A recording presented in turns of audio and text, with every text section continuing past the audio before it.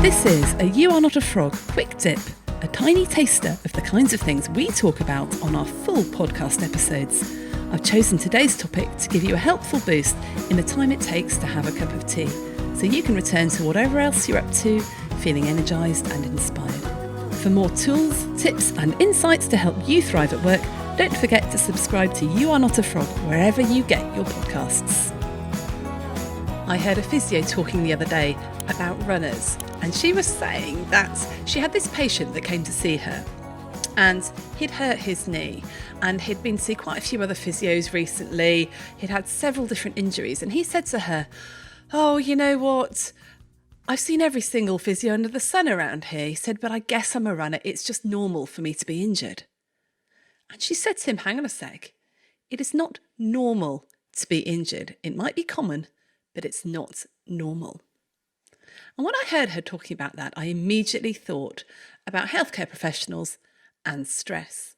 Because I can't remember the last time I spoke to one of my colleagues working in secondary care or in general practice and said, "How are you doing?" And they didn't say, "Oh, really busy, overwhelmed, it's getting bad round here." And it just seems to be normal. We think it is normal to be stressed. We think it is normal to work 13, 14, 15-hour days. And we think it is normal for everyone to be resigning and for us to be on the edge of stress and burnout. Now, I read an article recently by Dr. Dyke Drummond, the burnout physician from the States. He was saying that 60% of physicians in the States are showing symptoms of burnout. There was another stunning statistic from before COVID that 93% of GPs are suffering from moderate or severe exhaustion. Now, to me, those statistics are awful. It shows that burnout and stress is common, very common, but it's not normal. And so I just want to talk a little bit in this quick tip about what is normal anyway, the effects that stress actually has on our health, and how we get normal so wrong. Because I think in healthcare, we have a huge problem with normal.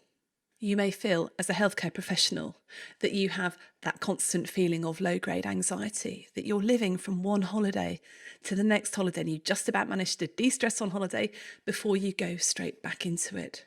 And to be honest, this is very common amongst people who run their own businesses, amongst other professionals.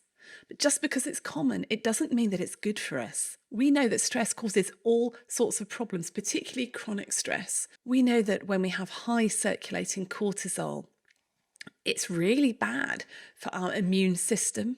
We end up getting everything under the sun. We know it's bad for our mental health. We feel anxious. We feel low. We know it's bad for our physical health. We know that circulating adrenaline puts our blood pressure up. Chronic stress is a risk factor for dementia, for cancer, for heart disease. We know that when we are stressed at work and we give up seeing our friends, we become lonely, we become disconnected. That in itself has the same health implications as smoking 15 cigarettes a day. So being stressed and being on the edge of burnout, being near burnout, is not just a question of not making us feel good. Actually, it's bad for our health. And you know what? It's also bad for our performance. You may have seen the Yerkes-Dodson curve.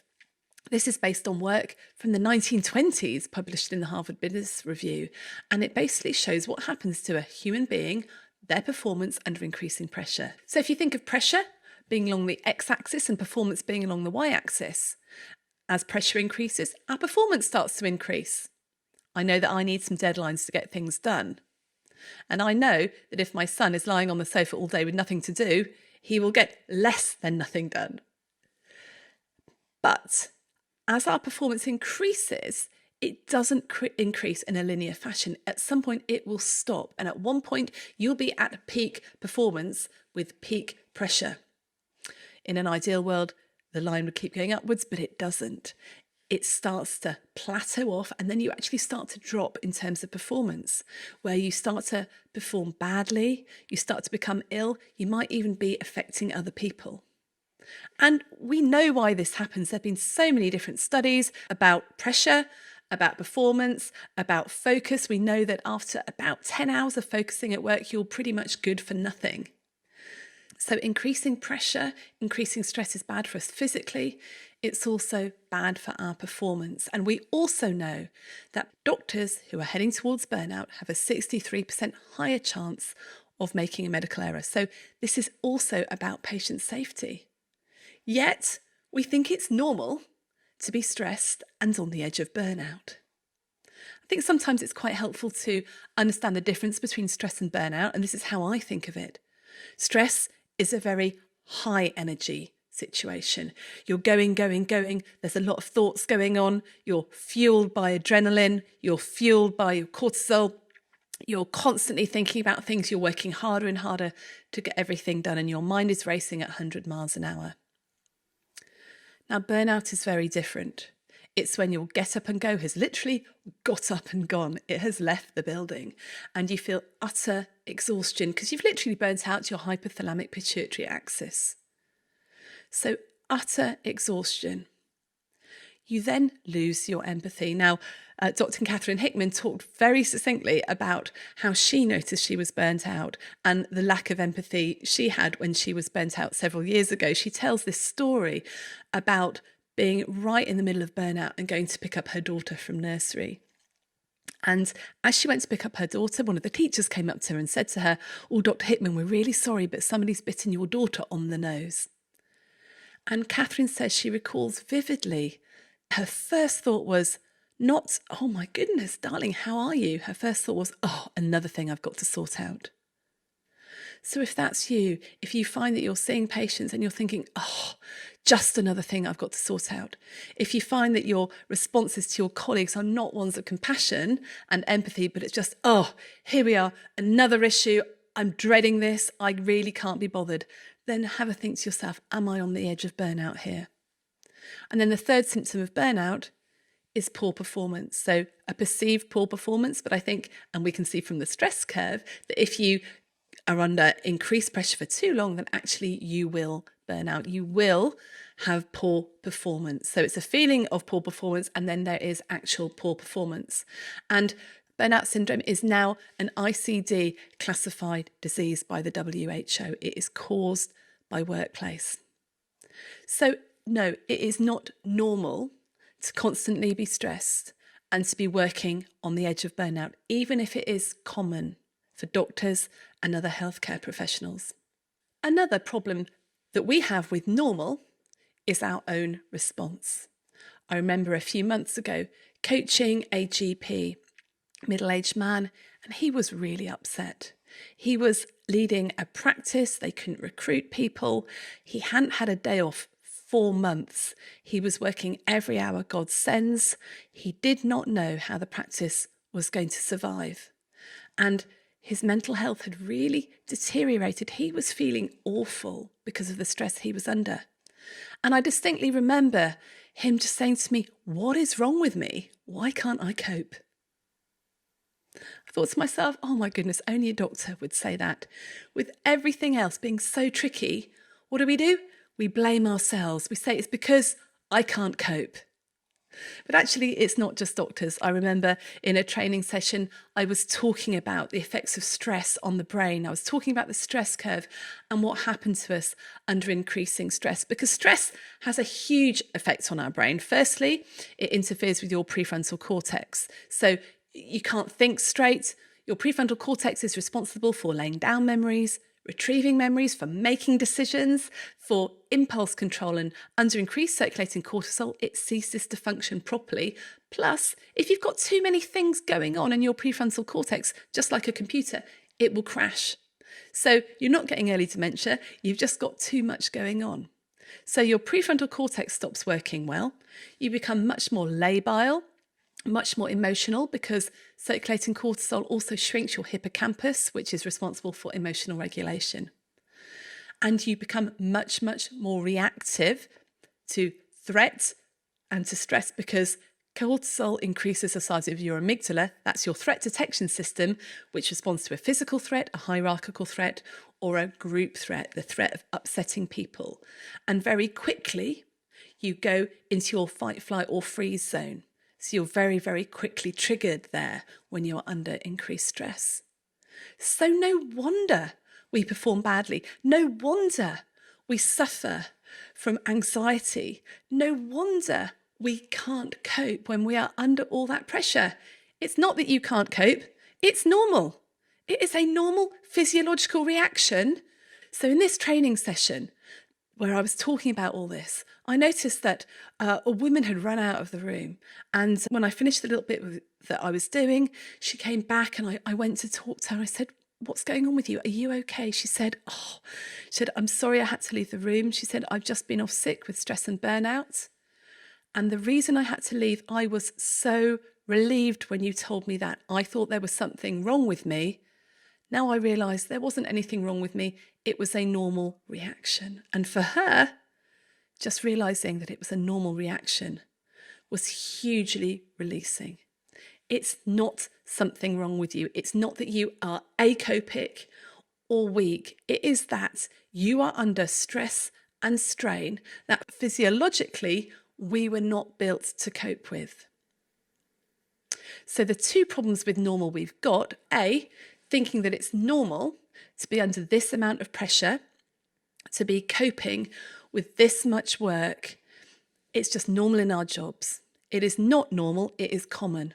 The second problem with normal we have is thinking that we are not normal when we react badly to it, when it affects our health, when it affects our functioning, when it causes us stress and burnout. Stress and burnout are normal physiological reactions to what has been going on. Now, the third type of normal I want to talk about is what should a normal response be to all of this? Because when I'm coaching people and they're saying to me, "Oh, this is awful, why can't I cope?" The first response doctors and other professionals in high stress jobs go to is either blaming themselves for their symptoms, saying, I'm too weak, I'm acopic. Or secondly, blaming themselves for being stupid and putting themselves in that position in the first place. And both of these are wrong. Now, I experienced this in a very minor way last weekend.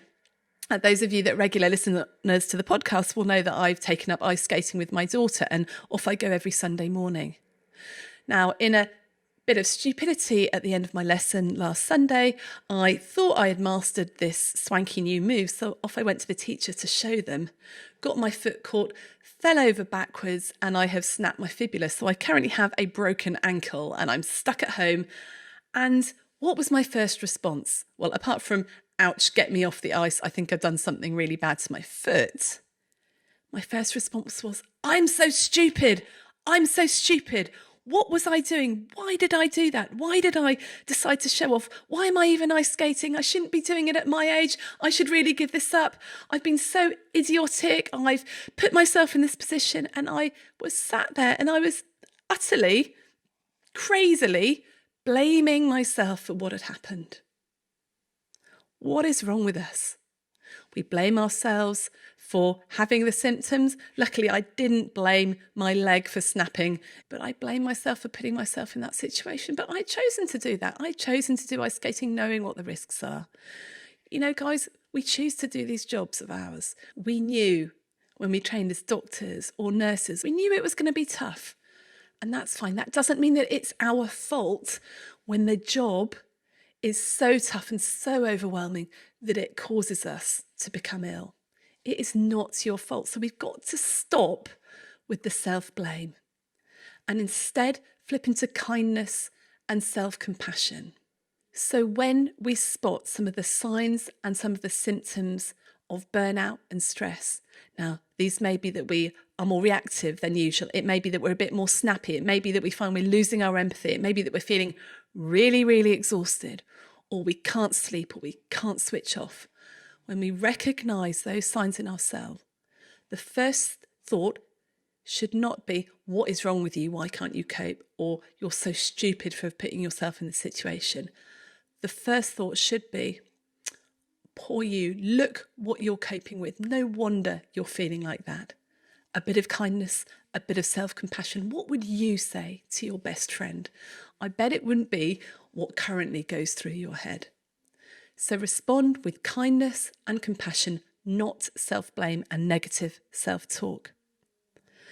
The second thing you need to do is do whatever you need to do to get some help and to restore yourself back to the top of that stress curve, to peak performance.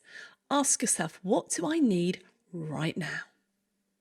What would I advise my best friend, my partner to do right now?